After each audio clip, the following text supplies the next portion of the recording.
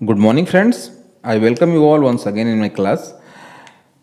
आप सभी लोगों का जो है स्वागत है मेरे क्लास में।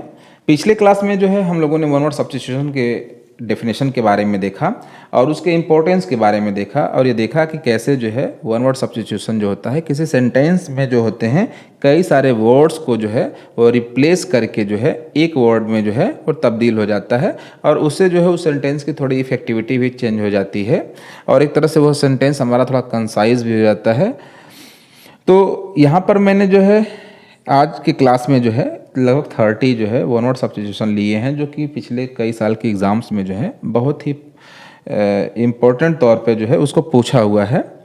तो आज के क्लास में हम लोग जो है एक एक करके जो है उन वन वर्ड सब्स्टिट्यूशन को डिस्कस करेंगे और देखेंगे कि जो वो वन वर्ड सब्स्टिट्यूशन दिया हुआ है वो वन वर्ड सब्स्टिट्यूशन जो है कितने सारे वर्ड्स के या फिर कौन कौन से वर्ड्स के सब्स्टिट्यूट हैं यहाँ पर। ठीक है, तो चलिए एक एक करके जो है हम वन वर्ड सब्स्टिट्यूशन को जो है देखते हैं। पहला हमने वन वर्ड सब्स्टिट्यूशन लिखा हुआ है थीस्ट, इसका हिंदी होता है आस्तिक। Means a person who believes in the existence of God, ऐसा व्यक्ति जो भगवान की अस्तित्व में जो है ईश्वर के अस्तित्व में जो है विश्वास रखता है उसको बोलते हैं आस्तिक। और इसी का जस्ट अपोजिट जो है एथिस्ट है कि means a person who does not believe in the existence of God, जो ईश्वर की सत्ता में विश्वास नहीं रखता है उसको बोलते हैं नास्तिक।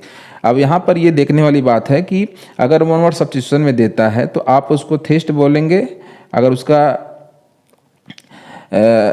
अपोजिट पूछ दिया उसी वोकैब सेक्शन से ही कि थीस्ट का जो अपोजिट क्या होगा तो एथिस्ट हो जाएगा। तो मीन्स जो बिलीव करता है वो थीस्ट है, जो बिलीव नहीं करता है वो एथिस्ट है।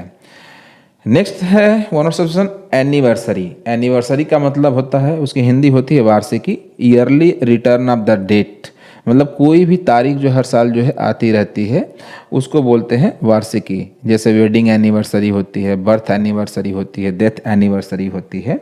ठीक है, तो एनिवर्सरी का मतलब कि yearly return of the date. Next है बायोग्राफी। बायोग्राफी का हिंदी होता है जीवनी, मतलब कि life history of a man written by others, जब किसी व्यक्ति के जीवन के बारे में कोई दूसरा लिखता है उसको बोलते हैं जीवनी। और नेक्स्ट है autobiography, means life history of a person written by herself और हिमसेल्फ, कि अपनी जीवन के बारे में चाहे वह पुरुष हो या महिला हो जब वो खुद लिखती है तो उसको बोलते हैं आत्मकथा। नेक्स्ट है ऑटोक्रेट। ऑटोक्रेट का मतलब होता है कि person with the absolute power, कि ऐसा व्यक्ति जिसके पास जो होता है अकूत ताकत होती है उसको बोलते हैं निरंकुश। जिसे हम लोग एग्जाम्पल्स में अक्सर जो है पढ़ते हैं कि हिटलर वॉज एन ऑटोक्रेट, कि हिटलर जो था एक क्या था, निरंकुश शासक था। नेक्स्ट है बैचलर। बैचलर मतलब होता है कुंवारा, मीन्स अ बॉय या फिर अ मेल हु रिमेन्स या फिर हु इज स्टिल अनमैरिड या स्टेट ऑफ बीइंग अनमैरिड, कि मतलब एक ऐसा कंडीशन या स्थिति या ऐसी अवस्था जिसमें कि अभी शादी हुई नहीं होती है एक मेल जेंडर का, उसको बोलते हैं कुंवारा। और इसी का जस्ट अपोजिट एक तरह से लिया जाता है, क्योंकि बैचलर का बैचलरेट होता है जो एक मॉडर्न वर्ड आया हुआ है, मतलब कि फेमिनिन जेंडर, लेकिन अपोजिट में जो है इसको हम बोलते हैं स्पिंस्टर, कुंवारी, मतलब कि female gender who is still unmarried, जो कि अभी भी जो जिसकी शादी नहीं हुई है उसको स्पिंस्टर बोलते हैं।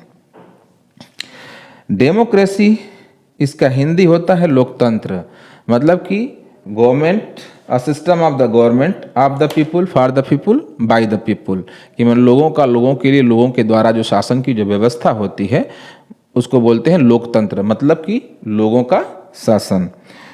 नेक्स्ट है bibliophile. A person who loves books, ऐसा व्यक्ति जो कि किताबों से बहुत लगाव रखता है, प्रेम करता है, उसको बोलते हैं बिब्लियोफाइल, लवर ऑफ बुक्स जिसको बोलते हैं। देखिए फाइल जो है, इस सफिक्स को मैंने यहाँ पर हाईलाइट किया हुआ है, यह फाइल जिसके भी साथ जुड़ जाएगा एज ए सफिक्स उसका मतलब होता है उसका लवर, चाहे वो यहाँ पे बिब्लियोफाइल है मीन्स पुस्तक का, इस तरह पेडोफाइल होता है जो बच्चों को बहुत प्रेम करता है।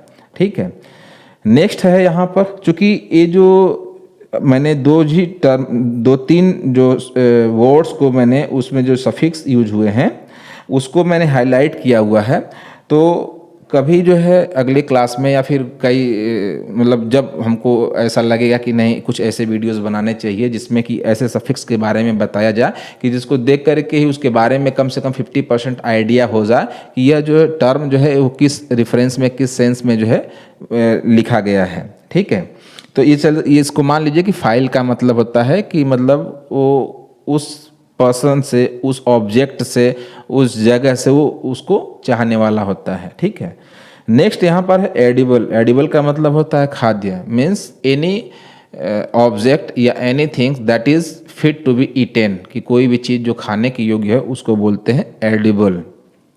फैटिलिस्ट, a person who believes in the fate, ऐसा व्यक्ति जो कि भाग्य में विश्वास रखता है उसको बोलते हैं फैटलिस्ट, भाग्यवादी इसका हिंदी होता है।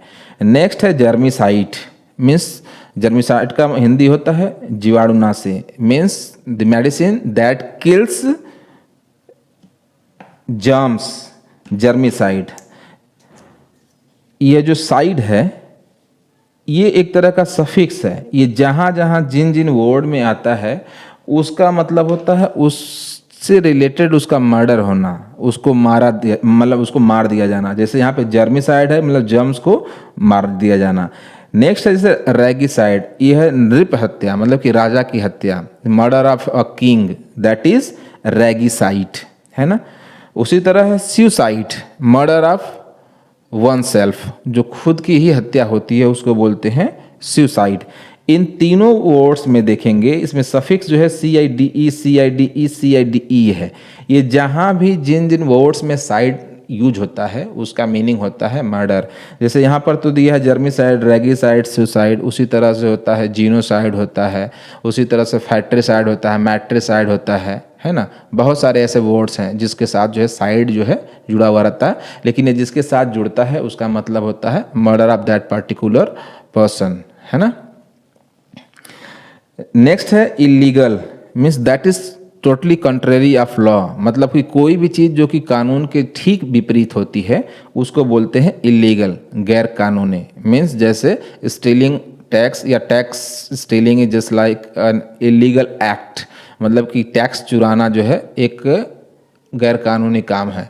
तो अगर इसे हम सेंटेंस में बोलते हैं इसको कि tax stealing is totally against the law या फिर कंट्रेरी द लॉ, तो वहाँ पर हमने कंट्रेरी ऑफ द लॉ या फिर अगेंस्ट द लॉ को न बोल करके हम बोल देंगे कि tax stealing is illegal.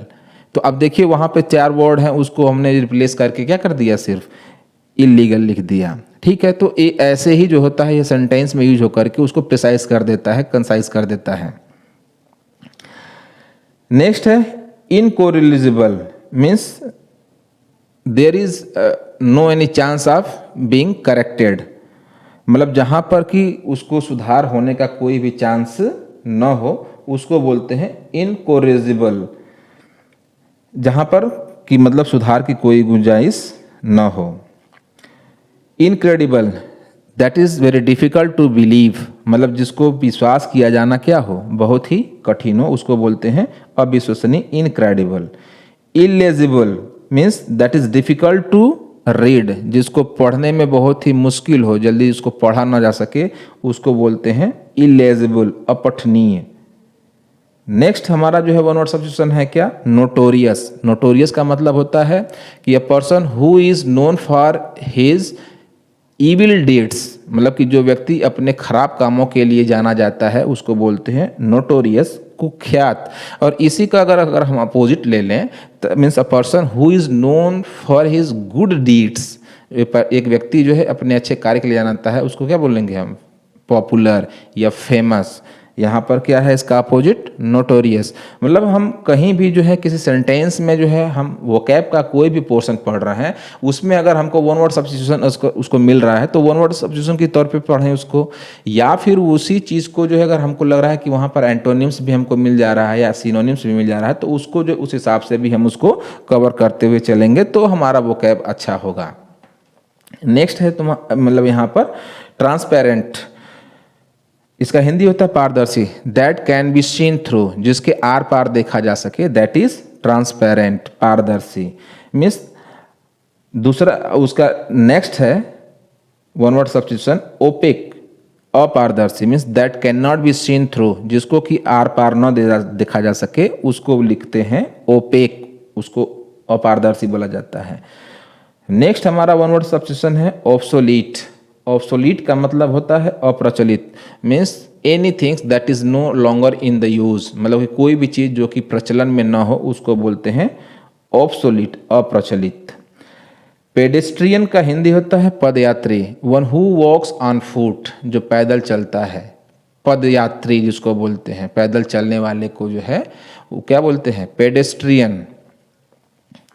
Optimist, a person who always looks at the bright side of anything, कोई भी व्यक्ति जो होता है जो कि किसी भी चीज़ के बारे में हमेशा एक पॉजिटिव एटीट्यूड रखता है, पॉजिटिव अप्रोच रखता है, उसको हमेशा बोलते हैं क्या, ऑप्टिमिस्ट, आशावादी। और इसी का जस्ट अपोजिट एक तरह से कहिए वो भी है, क्या है, पेसिमिस्ट, निराशावादी।